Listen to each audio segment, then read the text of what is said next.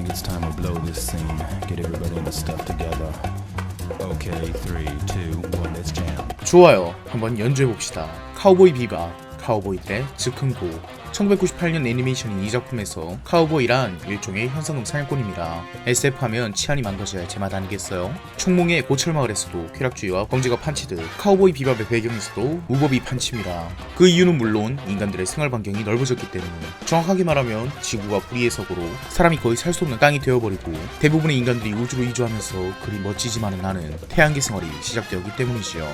그 불의의 석으란 녀석은 위상차 게이트라는 것이 폭발한 사건입니다. 인류가 서서히 화성을 테라포밍하고 있던 2022년, 공교롭게도 올해와 똑같은 연도군요. 지금까지 인간이 이용하던 우주선의 속도를 비약적으로 빠르게 만들어줄 수 있는 일종의 우주 고속도로 같은 장치를 띄웠는데요. 이것이 2022년 거대한 폭발을 일으키면서 우리의 밤을 늘 밝혀줄 것만 같던 달이 무너지며 지구의 거대한 운석으로 떨어지기 시작합니다. 그 결과 인류는 어두운 밤에 벗을 잃었을 뿐만 아니라 자신이 기대했던 공간마저 잃게 되었어요. 많은 사람들이 죽고 소수의 사람들은 테라포밍이 된 화성으로 넘어가 살게 됩니다. 그 이후 화성을 중심으로 다시 발전을 하여 작품의 배경이 되는 2071년까지 태양계 전역에 살고 있는 인구가 무려 10억가량. 지구인 대부분이 죽어 고향을 상실했음에도 불구하고 우리는 어떻게든 오늘을 살아가고 있습니다. 대부분은 우리가 무엇을 잃었는지도 모른 채 말이죠. 사실 그것을 알고 있는 사람이 더 쓸쓸할 겁니다. 잃어버린 것이 돌아오지 않음을 알면서도 그것에 갇혀버린 사람은 영원히 방황하기 마련이죠. 누구 얘기를 하는 거냐고요? 당연히 20세기의 테이프들을 수집하는 이 아저씨 얘기죠.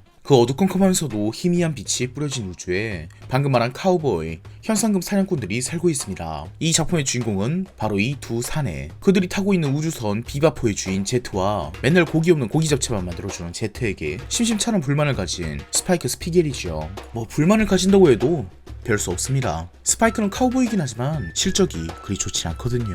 그렇게 그들은 현상금 사냥꾼 일을 하면서 개를 쫓아다니다가 똑똑한 강아지 한 마리를 죽는다거나, 카지노에 있는 범죄자를 쫓다가 딜러로 일하던 현상수배범 페이 발렌타인에게 빌붙음 당한다거나, 우주제일의 천재 해커인 지구의 소녀 에드워드 웡 하우 페펠루 티브르스키 4세가 또 빌붙는다던가, 이 개성 넘치는 네 사람과 한 마리의 동물은 비바포에 올라타 각종 사건을 마주하며 하루하루를 살아나가는 이야기입니다. 네, 이런 SF 작품이 하나 더 있죠. 가디언즈 오브 갤럭시라는 히어로 만화. 우주의 말썽꾸러기들이 모여서 사고를 치고 다니지만 그 결과는 우주를 구하는 유쾌한 스페이스 오페라. 영화로도 나와서 많은 사랑을 받고 있습니다. 네, 카우보이 비밥은 그 분위기를 제치고 보면 작품의 장르를 우주 활극, 스페이스 오페라라고 봐야 돼요. 스파이크 스피겔을 중심으로 한 우주모험 활극이고, 짧으면 1화, 길면 2화의 단막극들이 펼쳐지는 같은 세계관, 같은 인물들로 이루어진 옴니버스 스토리죠. 메인 줄기가 되는 이야기는 존재하긴 하지만 마지막 화를 제외하면 거의 나오지 않기 때문에 이 작품은 유쾌한 스페이스 오페라라고 생각하고 봐도 굉장히 재미있는 작품입니다. 단막극들의 분위기도 늘 다르게 변화하기에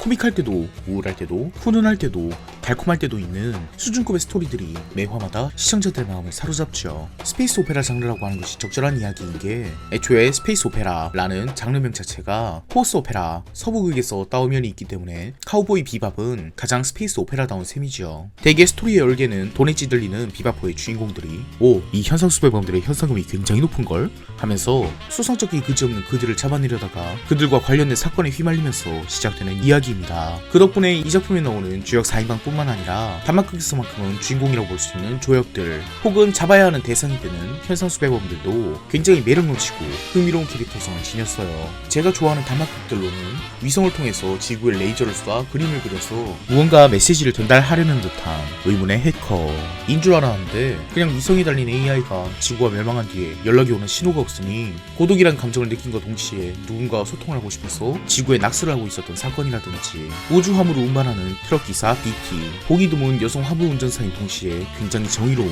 호걸리는 인물이지만 특이할 정도로 현상금 사냥꾼을 싫어하는데, 사실은 현상금 사냥꾼 일을 하다가 죽어버린 사별한 자신의 남편이 생각나 현상금 사냥꾼들을 미워하게 된 것이었고, 평생 남편을 잊지 못하고 있었다는 뭐 그런 흔해 빠지고 쓸쓸한 이야기. 그리고 그냥 사이코패스 살인마 캐릭터로서 좋아하는 이 뚱땡이 마술사 같은 할아버지 톰프라든지, 와중에 마지막에 밝혀지는 반전으로는 인체 개조로 인한 초인적인 능력을 얻은 대신 그 트라우마로 유아 퇴행을 겪어서 나이프를 허벅지에 맞은 아픔을 못 견뎌 아이마냥 엉엉 울부짖다가 지금까지 스파이크를 갖고 놀던 유원지의 퍼레이드 열차 같은 곳에 깔려 죽는 것을 보면 이 작품의 캐릭터 설정 그리고 연출들이 새로운 것은 딱히 없지만 참으로 기깔난다 싶습니다. 언제나 사람의 마음을 움직이는 것은 진부한 법이거든요. 네, 굳이 따지자면 카우보이 비밥은 진부한 편입니다. 어디서 본 듯한 이야기로 오마주한 경우도 많고 다막극 사이사이 나오는 주제의식이나 질문도 제가 지금까지 다뤄왔던 고전 SF 작품들에서 딱히 더 진일보한 모습을 보여주진 않았죠. 가령 고독이란 감정이 피어난 AI의 그림을 이용한 소통의 열망 같은 것은 1950년대 작품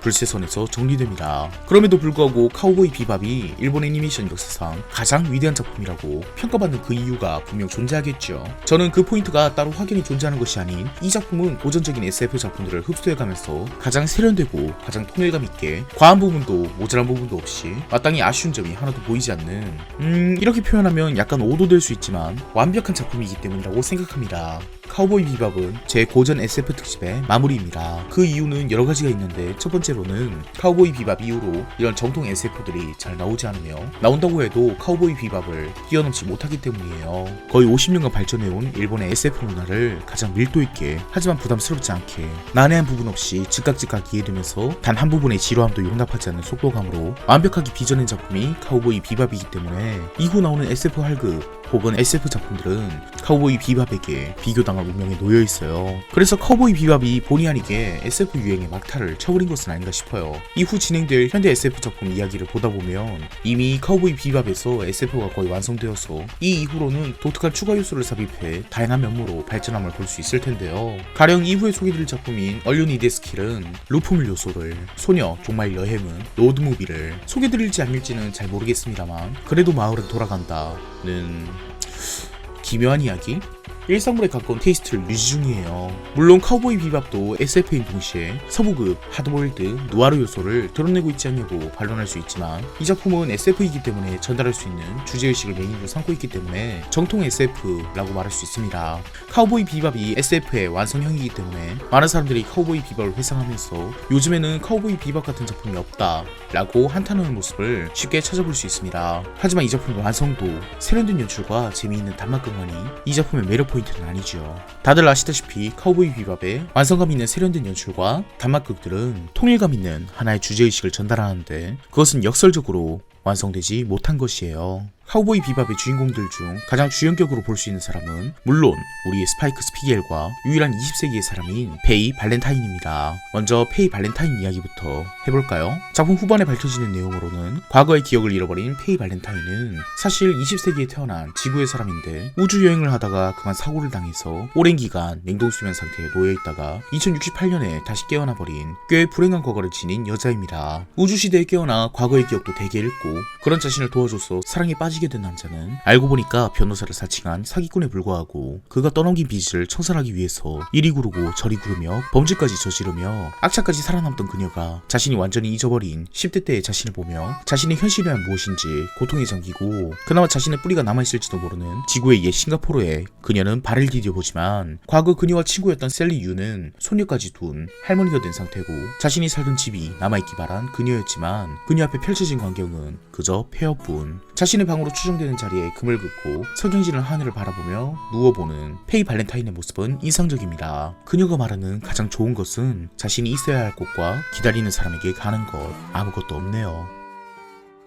카우보이 비밥의 스파이크 스피겔은 거대 범죄 조직의 유망한 요원이었으나 조직 내부에 사랑하는 여자 줄리아를 만나 도피를 하려고 하나 스파이크가 신뢰하던 전우이자 줄리아의 원래 애인이었던 비셔스로 인해서 줄리아에게 배신 아닌 배신을 당해 그 역시도 돌아갈 곳 하나 없이 남겨져 자신의 현실은 그저 나쁜 꿈일 뿐이다 라는 자기 최면을 걸며 하루하루를 살아갑니다. 늘 침침한 듯한 그의 현실 감각은 자신의 현실이 아니길 바라는 스파이크 스피겔의 인식에서 비롯된 것이죠. 그가 살고 있는 오늘은 그저 꿈입니다.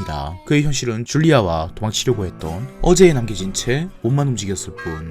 방금 말했던 단막극의 주인공들 웨이티는 자기 남편을 영원히 그리워하며 그와의 꿈과 추억이 담긴 차로 우주를 끊임없이 떠돌고 있습니다. 그림을 그리는 고독한 위성은 AI인지 인간인지도 모를 감정이 있는 인공지능이라는 오묘한 존재가 되어서 우주를 떠돌고 통푸는 몸은 살인병기나 다름없지만 두뇌는 유아퇴행이 되어 완벽해지지 못한 카우보이 비밥에 나오는 등장인물들은 제각기 다른 사연들로 완성됩니다. 완성되지 못했습니다. 과거의 경찰이었던 제트 블랙의 사연이나 에드, 아인의 이야기는 따로 찾아보시길 바래요. 그럼 미완성의 존재들이 올라탄 비밥호, 비밥, 재즈에서 연주자들이 합을 맞추지 않고 자신의 개성을 마음껏 뽐내는 즉흥곡, 우주를 떠돌아다니는 비밥, 이 바로 카우보이 비밥의 주제의식 그 자체입니다. 그들은 각자 불완전한 존재로 그려지고 서로를 마냥 환영하지도 좋아하지도 않지만 함께 보내며 각자의 음색을 연주해가고 그것은 종종 불협화음으로 연결되기도 하나 멈추지 않을 것처럼 소리를 울립니다. 이 작품의 배경이 2071년의 세상도 우리의 터전을 완전히 잃어버리고 제대로 된 사회 시스템을 복구하지 못한 채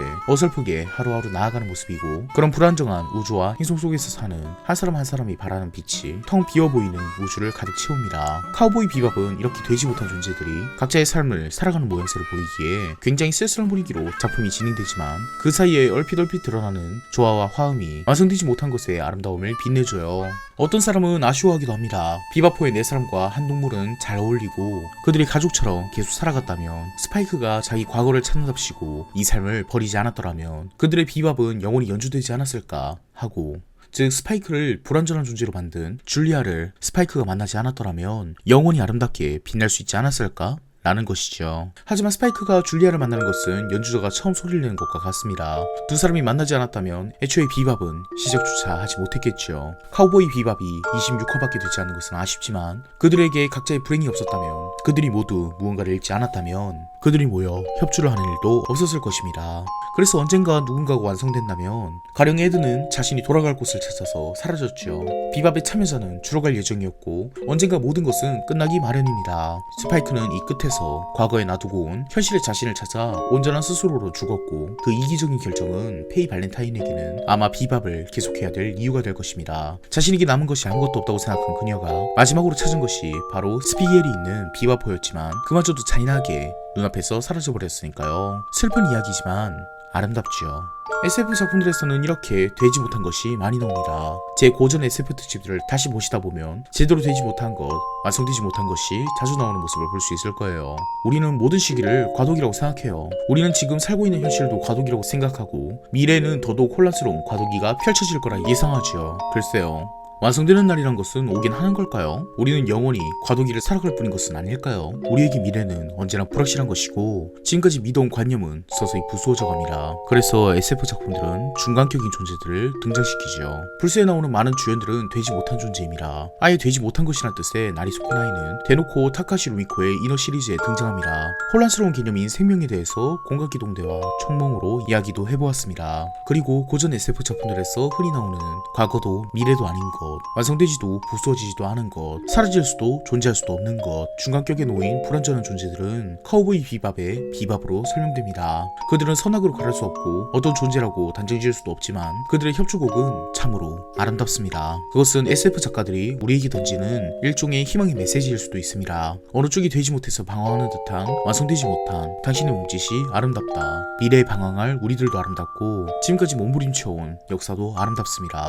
답이 나오지 않는 문제를 고민하는 당신도 오히려 고민에 지쳐서 현실감을 포기한 주인공도 그 안에는 변치 않는 소중한 것, 아름다움이 존재합니다. 카우보이 비밥 리뷰는 여기서 끝입니다. 그리고 1950년대부터 문화를 쌓아올린 수많은 고전 작가들의 협주곡도 여기서 끝입니다. 여러분에게 아름다운 문화를 소개드리고 아름다운 리뷰를 했다고 기억되길 바랍니다. 영원히 지속되는 음악이 있을 수는 없는 법이죠. 네, 끝이에요. 연주 끝.